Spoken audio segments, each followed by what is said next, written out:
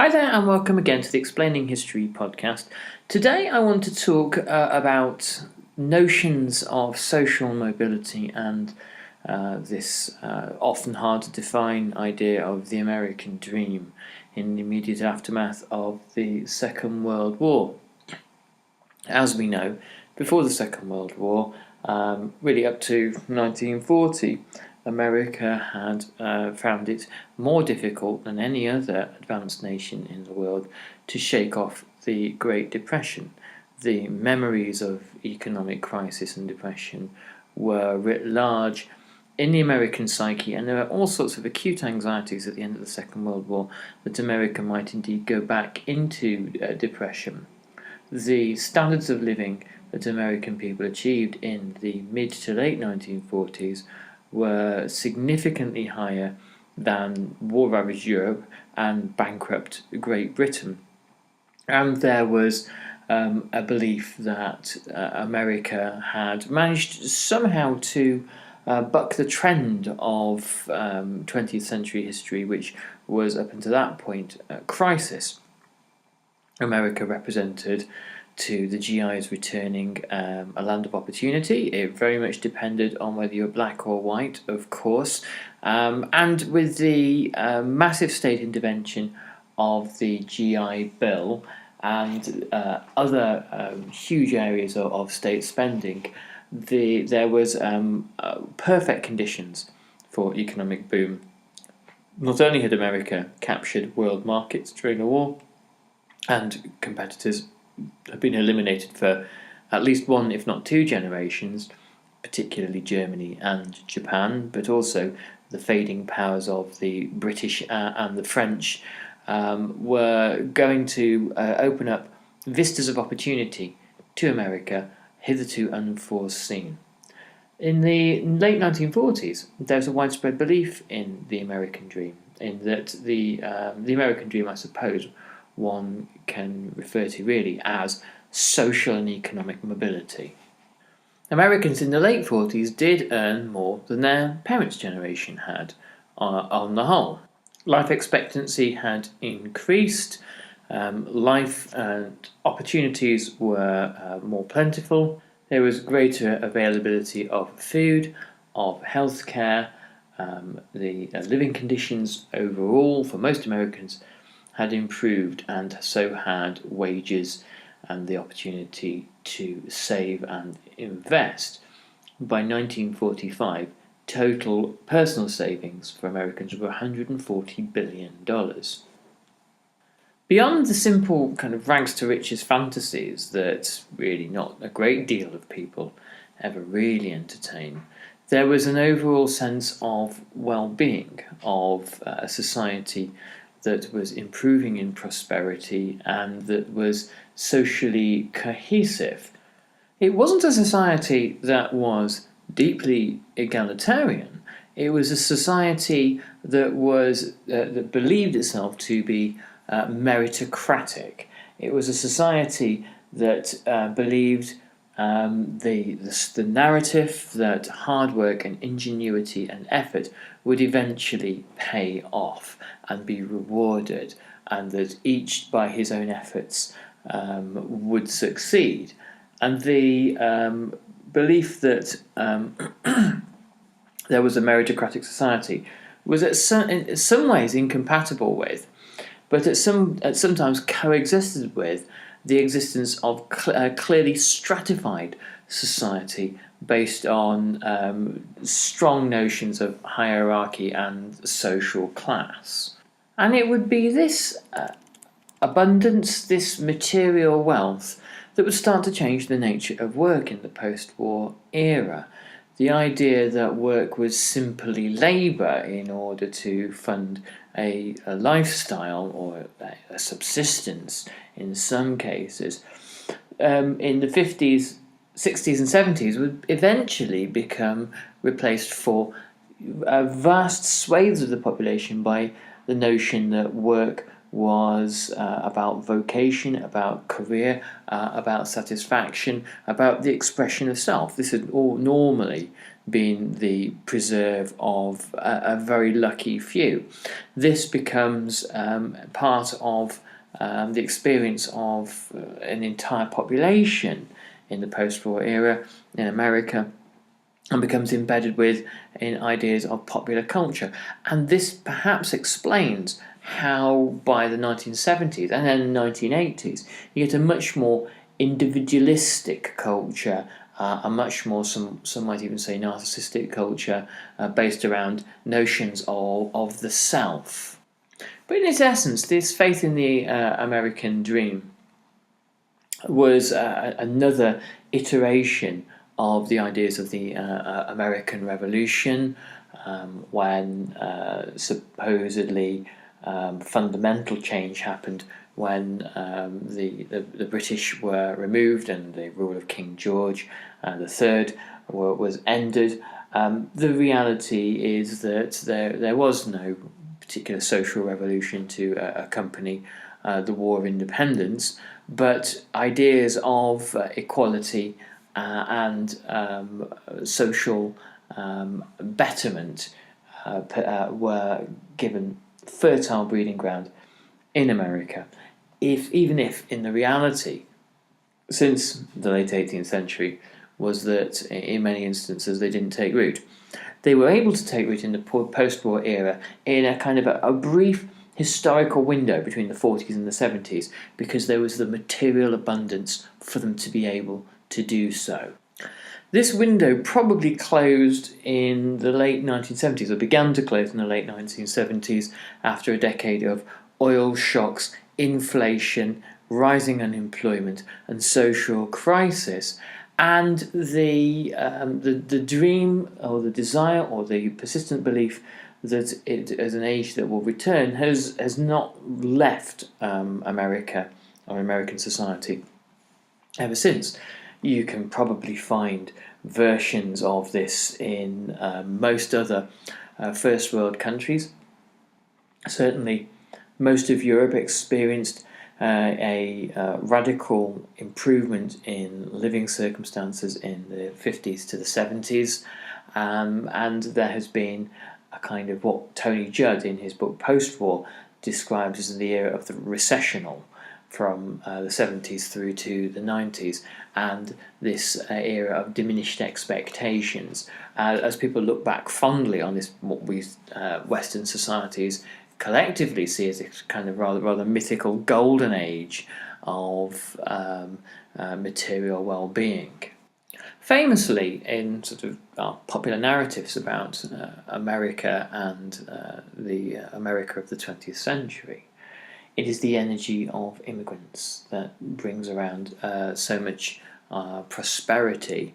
And the prosperity was particularly enjoyed, as previously mentioned, by the white suburban middle classes of America, because they were the ones who enjoyed the mainstay of political and social and civil rights.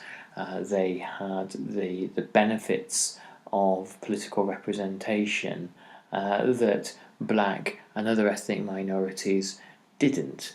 And the combination of material boom in material living standards, along with adequate political representation and a sense that one's own social group owns this society and is the dominant force within the society, led to a sense of optimism and a sense of positivity that probably wasn't shared by people from ethnic minorities who were not benefiting in quite the same ways. And this segregation of opportunity was something that would store up deep resentments and through the 1940s and 50s, and be one of the kind of the powering forces of the civil rights movement. Of course, black soldiers fought in the Second World War with just the level of courage and sacrifice that their white counterparts did, even though a great many were actually kept out of frontline service. They still returned with a sense that they had overthrown fascism and Japanese imperialism, and it was these sacrifices that Black Americans believed entitled them to a share of the prosperous post-war America that was now emerging.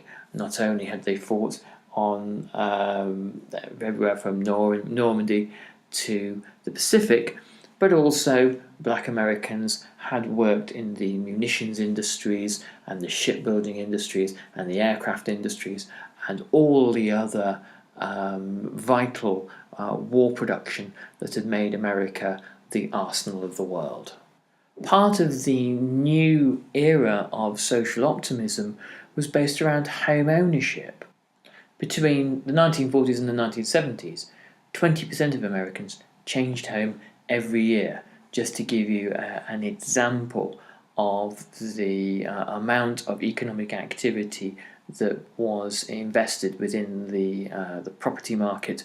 So overall, despite the fact that social mobility wasn't a given for all people, and that in many cases there were Americans who didn't change their circumstances from one generation to the next, the fact that there was a widespread belief that this was possible counts for an awful lot.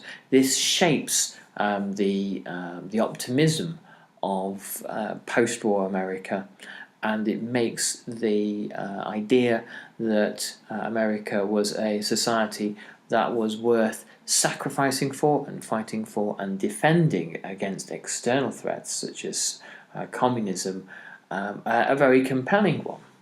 Science and technology and the notion of progress through science and through the better understanding of the laws of the universe and of nature and of physics, and the ability, but through the use of science and engineering, to exploit the natural world was also part of the optimistic view of this era.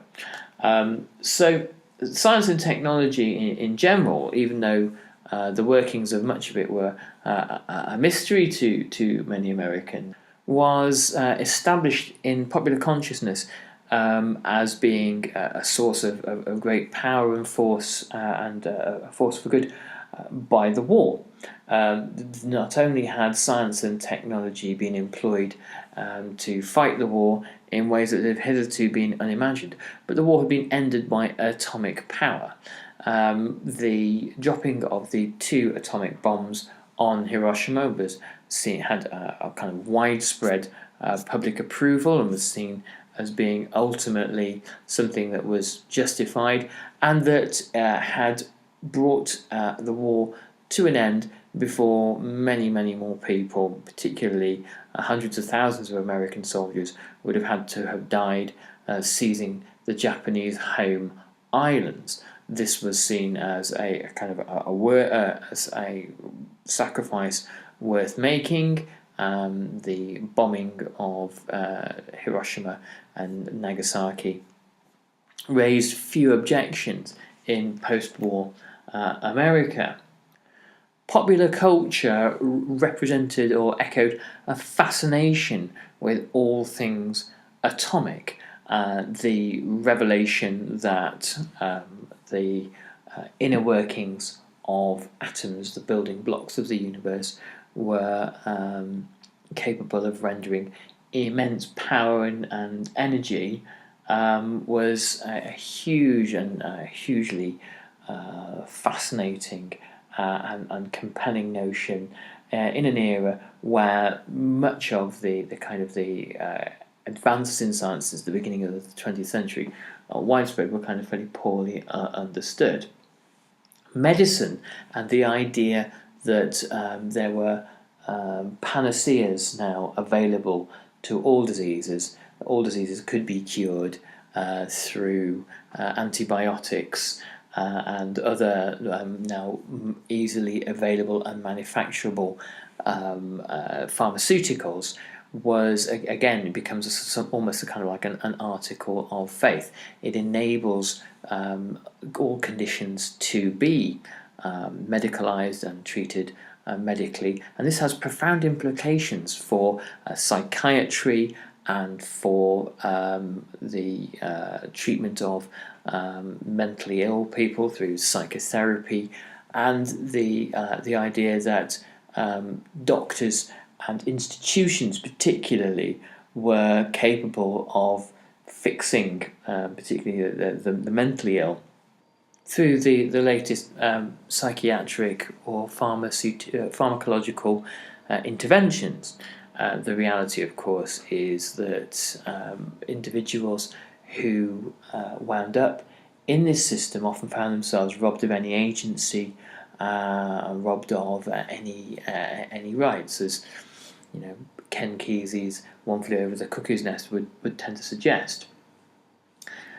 So overall, there is a kind of a deep faith in progress, a notion that progress is possible.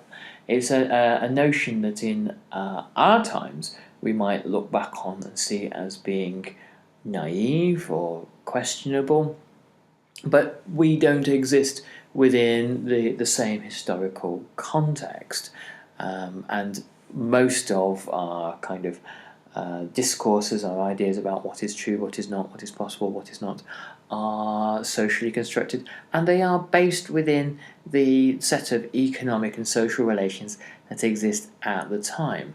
So it's kind of easy for us to scoff about this kind of Jetsons vision of the future, but the reality is that our discourses are historically specific. Of course, people would believe these kinds of things at the time, and to some extent, they were right, up until the point where they're not. In education, there was a clear evidence of this faith in the idea of endless vistas of progress. The public school system within America had been an institution of mixed success prior to the war. By 1940, for example, only a third of the 74.8 million American adults who were 25 years or over had gone to school beyond the 8th grade. Only a quarter were high school graduates. 1/12 graduated from four-year colleges or from universities. Teenagers at that time were staying in school longer than their elders had, but only 49% of 17-year-olds graduated from high school.